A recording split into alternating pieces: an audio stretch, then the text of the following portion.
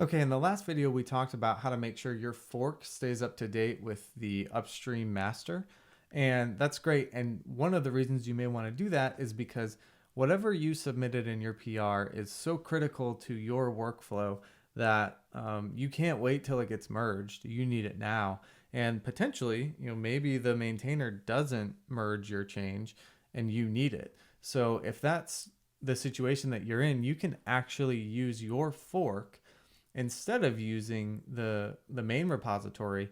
And for your development, test, production applications, you can actually compose or require your fork.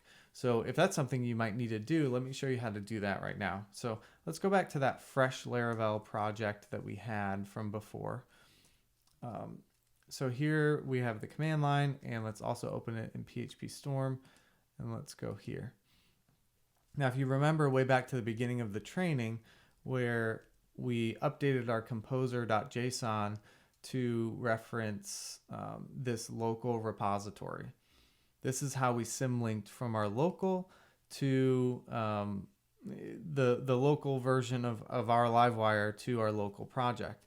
Now, if I want to instead not symlink, if I want to require my fork, then I can do that, and let me show you how to do that. So instead of my repository type being path, I'm going to call it VCS.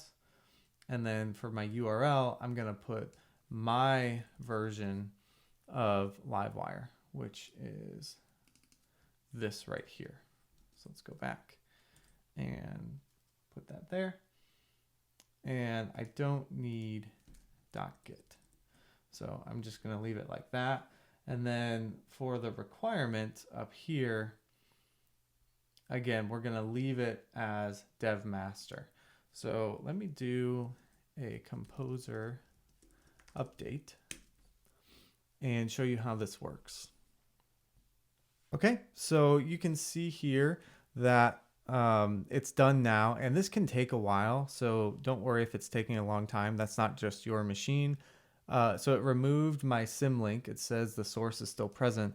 And then it went out and got dev master from my repository. And you can see this commit. And if I go back to here, that's the same number. Let's see. I'm going to paste it right here so you can see. 56DC7CA.